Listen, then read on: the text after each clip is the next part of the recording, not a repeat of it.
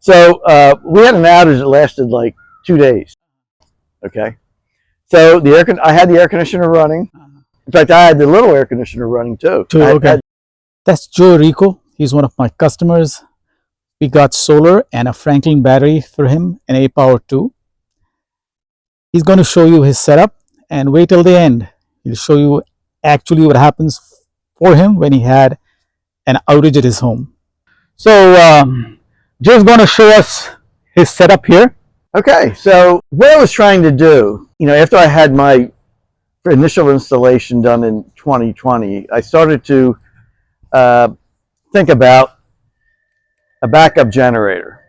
So what Franklin is doing is Franklin, in this unit here, this is called the A gate. So here's the battery. So as you can see, the battery it's about 11.8 inches thick, but with the air gap, it's about a foot off the wall. Yeah, it's got this nice LED light that moves up and down. When it's discharged, the light's down here. Right now, it's fully charged. All that blue. Yeah, you'll see this go up and down. That's nice. Looks better at night.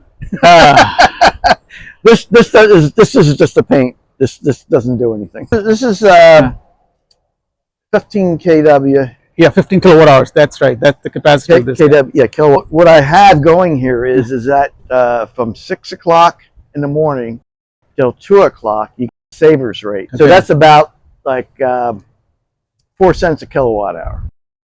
Now this is not distribution. This is just supply. So you have low rates in the morning till 2 o'clock. So till 2 o'clock is when you charge the battery. Well, not quite. Okay. So that's just the savers rate. But then from 2 to 6 o'clock, that's the penalty rate. Okay. So the penalty rate is they charge me 20 cents a kilowatt hour for using power during the penalty. That's why they have time of use. Right. Because they're trying to get people off the grid between 2 and 6. 6, correct. So between 6 and 12 midnight, I go back to savers rate. But then from 12 midnight to 6 in the morning, that's super saver rate. Okay? So the super saver rate is when I like to charge my cars and my battery. So that's from 12 o'clock at night till 6 in the morning. 6 in the morning. So that's the time in the Philadelphia area. Yeah, yes. Yeah. I mean, it works similarly in most parts of the country. They'll all love hearing from you. So 12 o'clock midnight to 6 a.m. in the morning is when you're charging that favorite baby battery of yours and those, I can't see them here, but your hybrid cars out.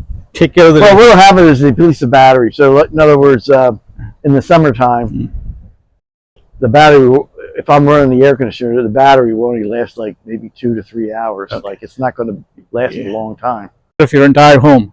Right. Now, if I had to do it again, I probably would have gone to the 21. Okay. Oh, so basically, this generator is only putting out about 10K. Your 14K is derated content, and a cubic foot of propane is 30% more than a cubic foot of natural gas. So I had the air conditioner running. In fact, I had the little air conditioner running too. I had this one, and that's for the sunroom here. What happened is when the compressor would start, the battery charging function in the Franklin would shed. It would drop so that it could. And that was pretty cool. In other words, it was charging at 8 kW. So it was pulling 8 kW off of the generator. And then I'm trying to pull another like 2-3 kW for the rest of the house. And I'm reaching like right there at the limit. That's why I said if I had a bigger generator, I would have had more power for the power. I'm not cutting it so close. So anyway, so what happened though is that the Franklin picked up the fact that because they know that this is a 14K, so it actually started to shed the charging so that the total capacity is maintained. So you have smart load shedding capacity capability in the battery for charging. Yeah. So in other words, like Franklin said that it wouldn't act as an accumulator, but just the fact that it drops charging rate down so that the rest of the house, when it needs that extra power, it will adjust itself so that the rest of the house can have power. Right. Just for a startup. But then once the generator starts, I mean, the air conditioning compressor starts, everything kind of settles down, and the charging rate goes back. Correct. So it's cool. Okay, so this is a showing you the grid. Grid, yeah. And like when you have a power outage, there's an X there. Okay, nice. So it tells you you know, and you get an alert too. Like here, I'll show you this here. So so today was the day where it exercises the generator. Right. And it runs it for a couple of minutes and it shuts it off. And that ran today, and it was a success. It's on schedule, right? Yeah, it's every Wednesday. Every Wednesday at 9 o'clock. And now here, yesterday, we had a storm. And it's telling you, storm event push. So that's the time the battery was the graph now. Show me the one with the graph. So here's the graph, the analysis. This is called analysis. Yeah. So, you know, it tells you the savings per day. Tells you CO2 emissions avoided, which, gotcha. Whatever. It's good to know. And show me the savings you made, the $1,800 that you for the year. Yeah. Right, so here. So we go to the year. And this hasn't been a year yet. But, you know, whatever. So it's less than a year. And there you go. You can set up in the app a National Weather Service alert.